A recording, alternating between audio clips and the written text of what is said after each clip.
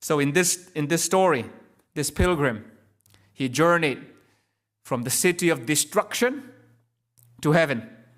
And on his way, he was carrying a heavy burden. But when he arrived at the cross, his burden rolled away. It's an allegory, meaning it's a story with a meaning. What's the meaning? The meaning is, at the cross, our burdens can be lifted up. What kind of burden do we carry? Naturally, if you're born in this world of destruction, is the city of destruction, you carry the burden of sin, that is guilt and shame. We run away from God because we are guilty. Even when we don't know it, we're running away. And it's a heavy burden, running away from God, you know? It's a very, very difficult burden to carry when you're trying to run away from God. For all have sinned and fall short of the glory of God. How many? All. The way Satan comes at us is very cunning, because before we commit sin, he will minimize the sin. He will say, oh, it's not a big deal. Just do this sin. It's not a big deal. Nobody knows, nobody cares, nothing will change. Just enjoy this sin. Okay? He minimizes it. He make it look like it's a very, very small sin. And then the moment we commit the sin, he maximizes our view of the sin. And he tells us, see, you're a bad person. You are a sinner. What you have committed is so big that God will no longer forgive you. You're too far gone. There's no forgiveness for you. You see what he does? He minimizes the sin before we commit it. And after we commit the sin, he maximizes it. In both ways, he wants us to run away from God. Don't you know that the goodness of God leads you to repentance? Meaning, God does not want to lead us back by force or by condemnation, but by his goodness.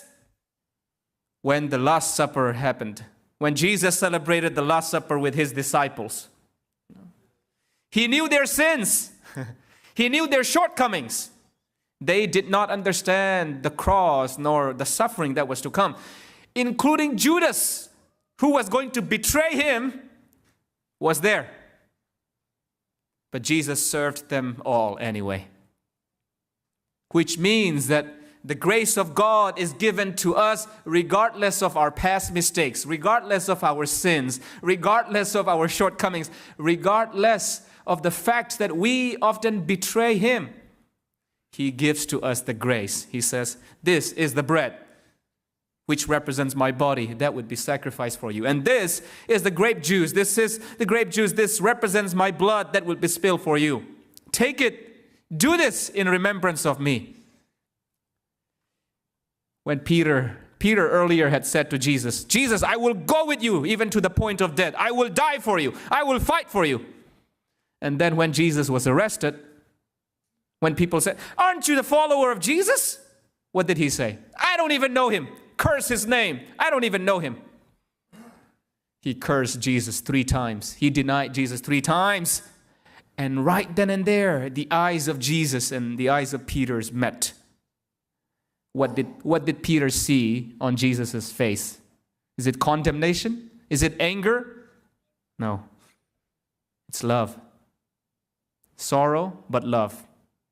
Put your name in here. Jesus prayed for you. This is what Jesus said. Father, forgive him, forgive her, forgive my child.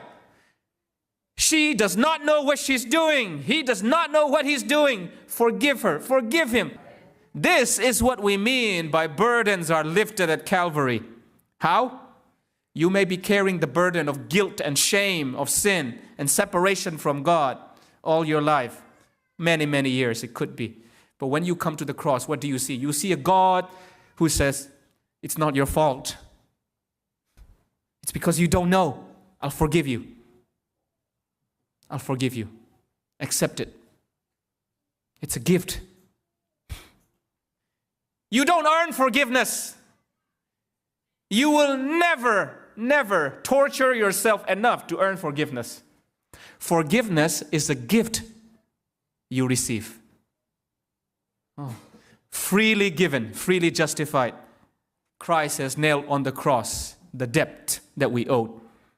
Imagine a bill, a debt that you owe, that you haven't paid, has gotten so big, and you don't have the money to give it.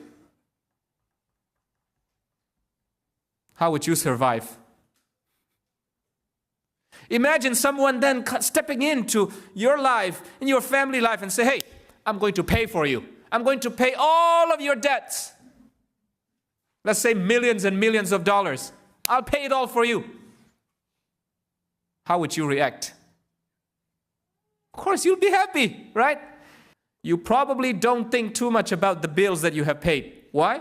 The debt is paid.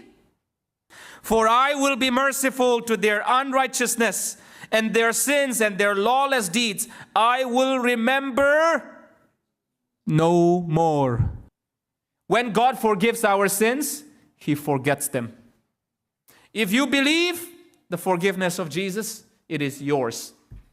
Just believe it. Meaning, don't wait. Don't wait to feel. A lot of us say, but I don't feel like I'm forgiven. I don't feel like I'm saved. I don't feel. Feeling. But God does not call us to walk by feeling. He calls us to walk by faith.